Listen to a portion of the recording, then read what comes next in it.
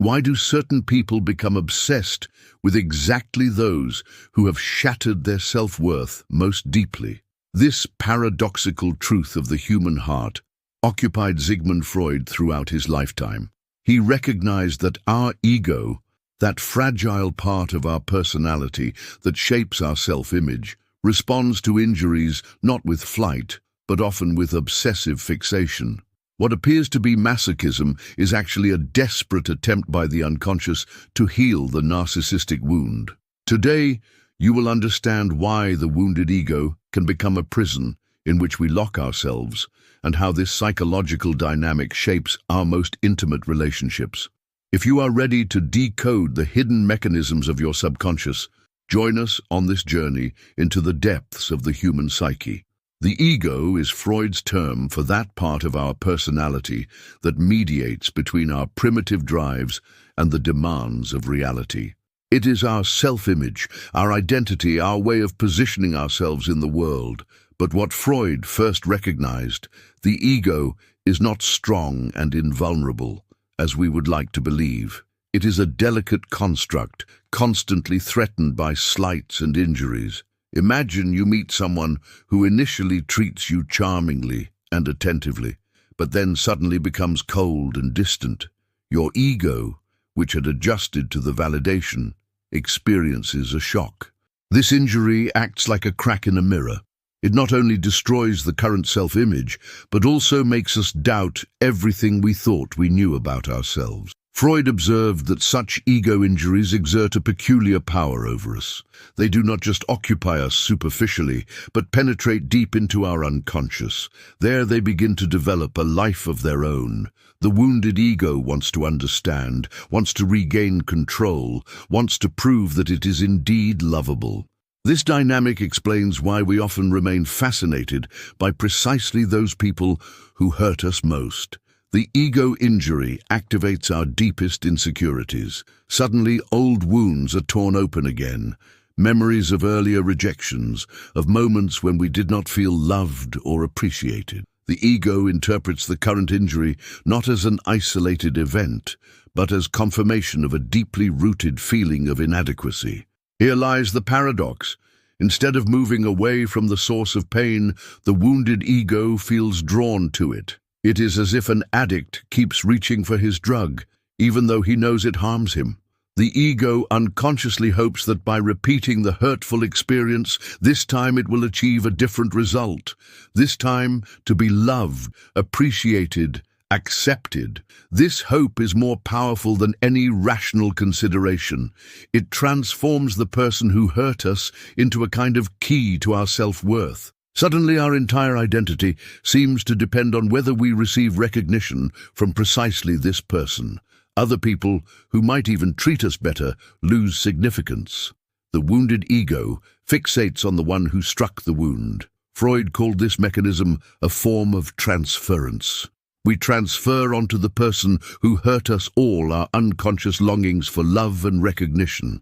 They become the symbol for everything we lack, and simultaneously the only source that could fill this emptiness. This transference makes us blind to the reality of the situation and transforms healthy distance into obsessive closeness.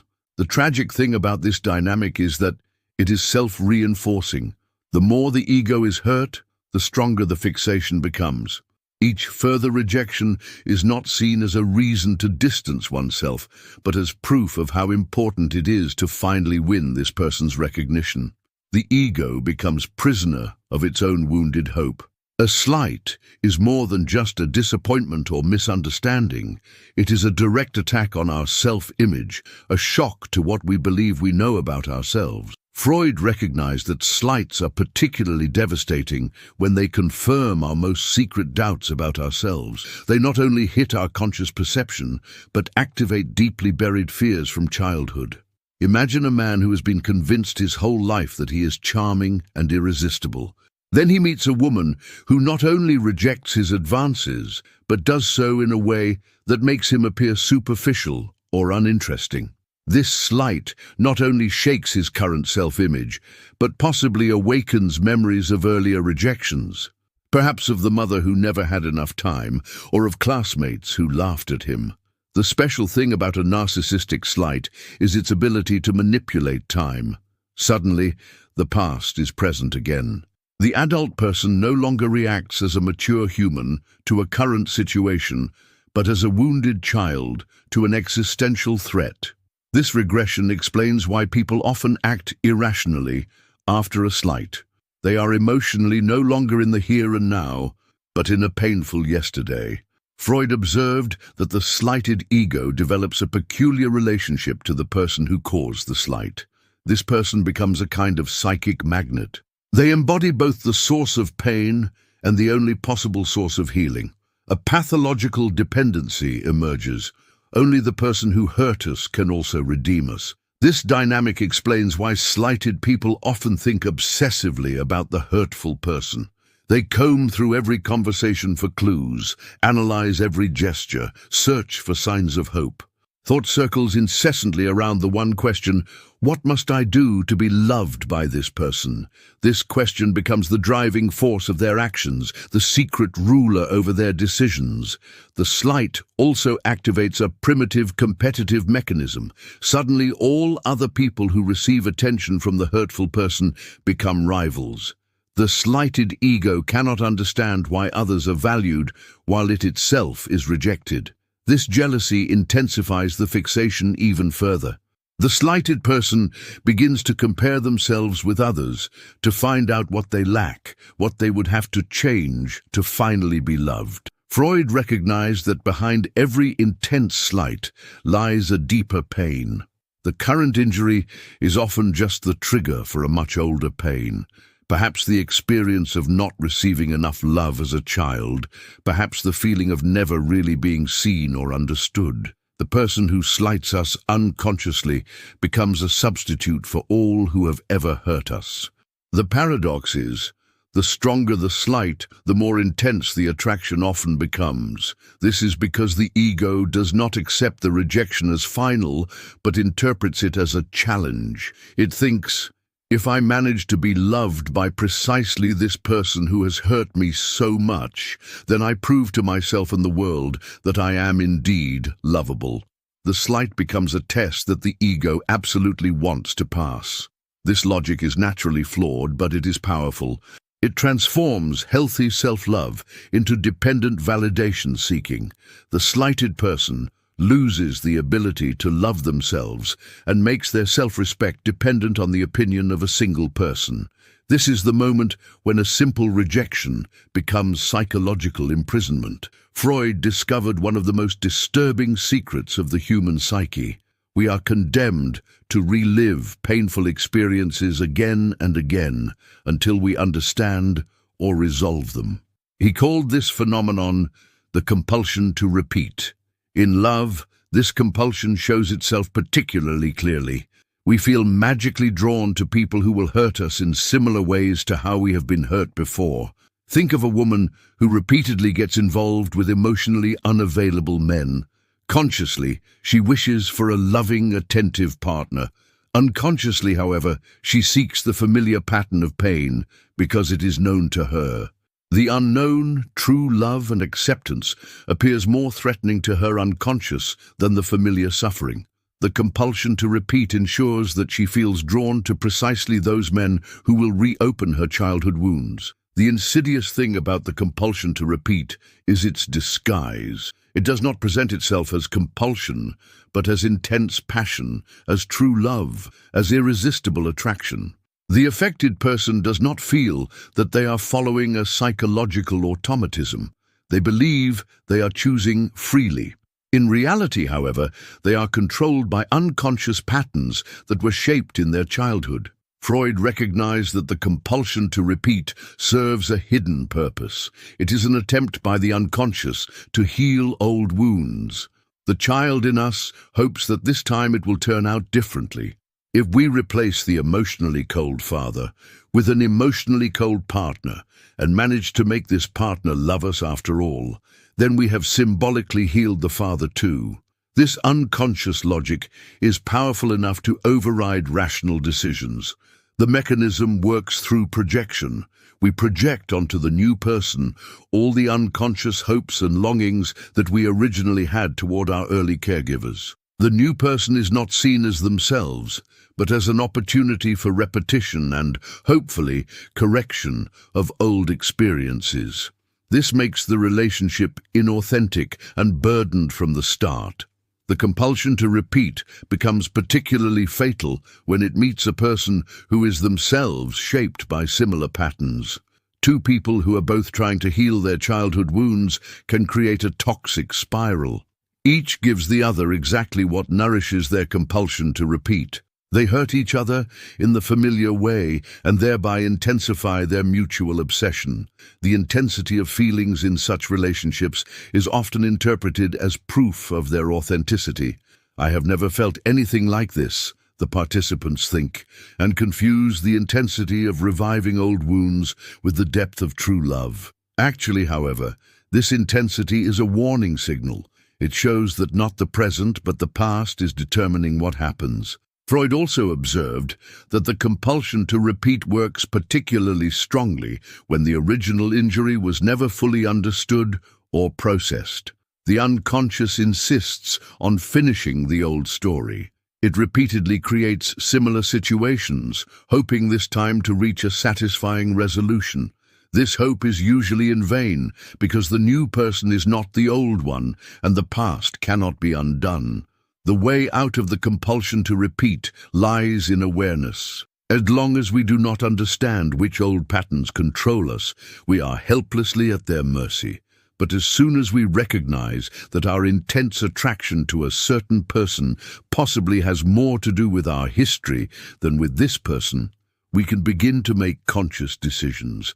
This does not mean that every intense attraction is pathological, but it means that we must learn to distinguish between genuine love and unconscious repetition. Real love usually feels calmer, less dramatic, but more sustainable. It is based on what is, not on what was or what is hoped for. When the ego is wounded, it activates one of the most powerful psychological mechanisms, projection. Freud recognized that we project onto other people not only what we actually see in them, but above all, what we unconsciously miss in ourselves. The person who hurt us suddenly becomes the carrier of all our secret longings and unfulfilled wishes. This projection transforms the hurtful person into an idealized object. We no longer see their actual characteristics, but a fantasy version that promises to fulfill our deepest needs. A man who is rejected by a woman possibly begins to see the perfect partner in her, not because she is one, but because his wounded ego must make her into one to justify the rejection. The perfidious thing about this idealization is its self-reinforcement. The more unreachable the person becomes, the more positive qualities the wounded ego attributes to them. Every rejection is not interpreted as a sign of incompatibility, but as proof of their special quality.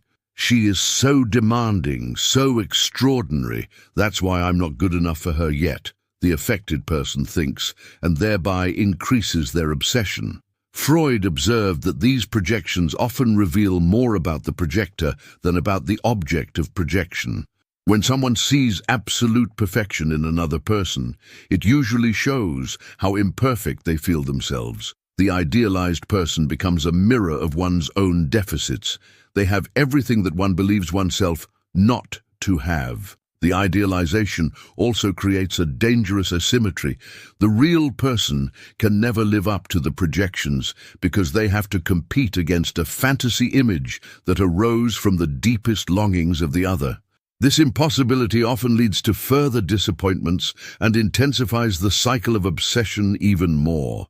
Projection becomes particularly insidious when it is coupled with one's own self-devaluation.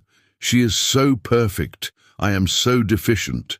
This logic makes a healthy relationship impossible. The idealized person is placed on a pedestal from which they can only disappoint, while the idealizer puts themselves in a position of permanent inferiority.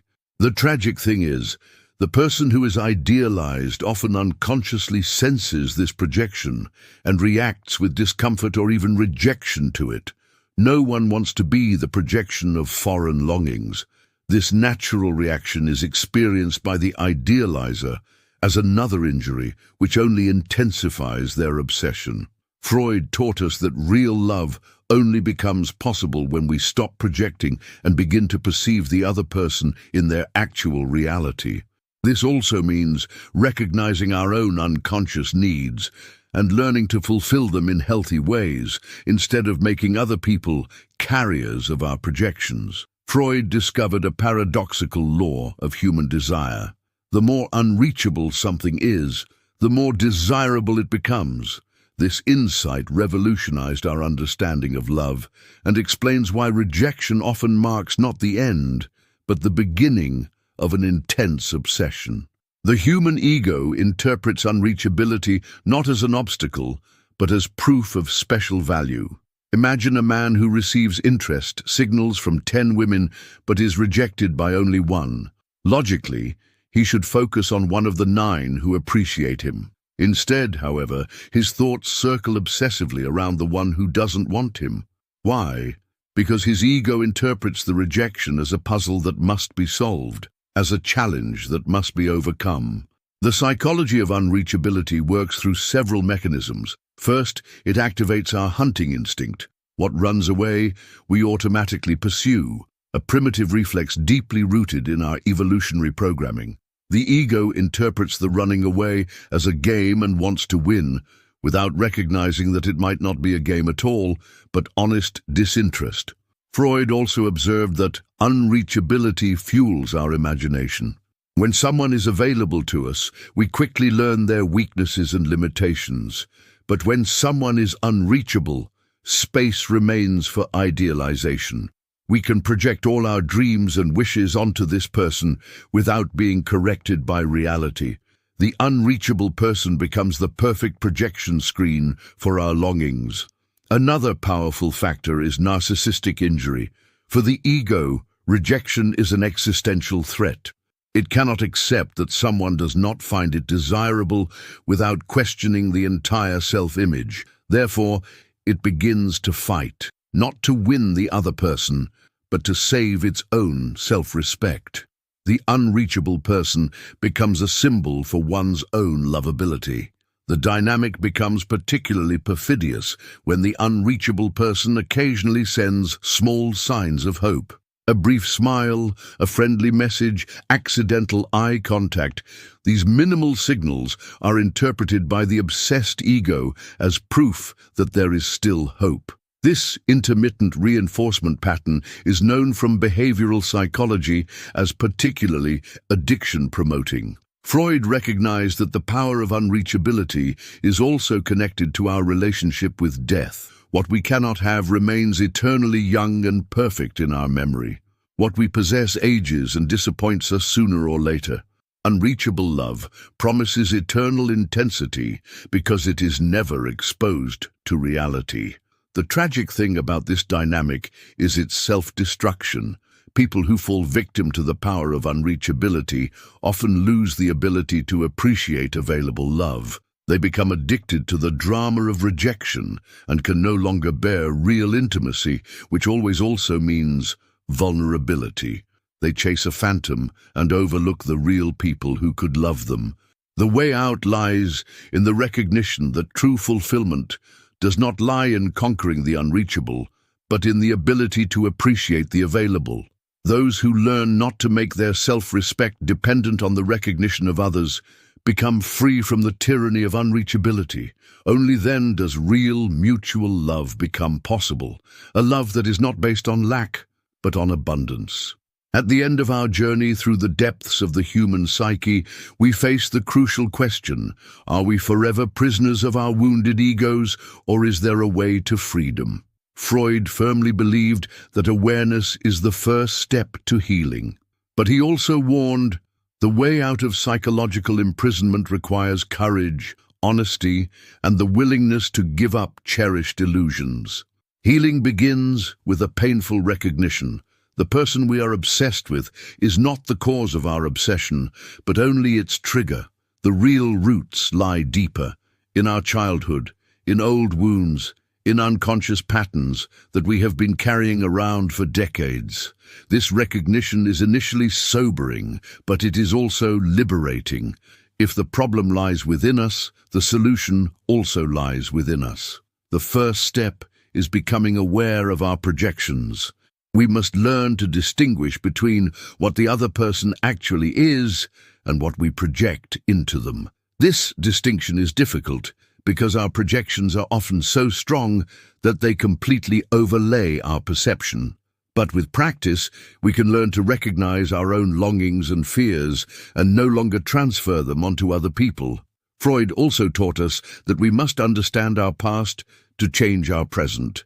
What early experiences shaped our self-image? What injuries do we still carry with us? What unconscious beliefs about love and worth control our behavior? Answering these questions is often painful but necessary for real change. Another important aspect of healing is developing self-compassion. Often we treat ourselves more harshly than we would treat others. We condemn ourselves for our weaknesses instead of viewing them with understanding. Self-compassion does not mean self-pity, but a loving acknowledgement of our humanity, including our mistakes and injuries. The most difficult task is possibly letting go. We must learn to give up our obsessions, even if they are familiar to us. This often means saying goodbye to the illusion that a certain person could complete our life. It means taking responsibility for our own happiness instead of transferring it to others. Real healing leads to a new kind of relationship with ourselves and with others. Instead of seeking the solution to our problems in other people, we learn to be whole people who can love other whole people. Instead of being driven by lack and neediness, we act from abundance and generosity. This transformation is not easy and does not happen overnight. It often requires professional help, much patience, and the willingness to repeatedly uncover new layers of old wounds. But the alternative, a life in emotional imprisonment, is far more painful. Freud was realistic enough to know that not everyone wants or can take this path. Some people consciously or unconsciously choose imprisonment because it seems more familiar to them than freedom. But for those who have the courage to face their deepest fears and injuries, a reward awaits at the end that is worth all the effort: the ability for genuine, free, adult love. The decision lies with each individual. Do we want to remain prisoners of our past, or do we dare to leap into a conscious, self-determined life? The answer to this question determines not only our relationships, but our entire existence. We have taken a journey together through the depths of the human psyche and explored one of the most fascinating paradoxes of love: why we often become obsessed with precisely those who hurt us most. Freud's insights show us that this obsession is not weakness, but a desperate attempt by our unconscious to heal old wounds and save our self-image. You have learned that the wounded ego can become a prison in which we lock ourselves. You now understand the power of projection that makes other people carriers of our deepest longings. You know the compulsion to repeat that condemns us to repeat painful patterns until we consciously break them. And you now know why unreachability often appears more desirable than available love. But most importantly, you have also learned the path to liberation. Awareness, self-compassion, and the willingness to face one's own shadows. These are the keys to genuine, free love. What hidden truth within you could change your life if you had the courage to finally acknowledge it? Write to us in the comments from which country you are watching us. We are always fascinated by the worldwide community interested in the secrets of the human psyche. If these insights have deepened your understanding of yourself and your relationships, support us with a like and subscribe to the channel for more insights into the hidden mechanisms of our inner lives.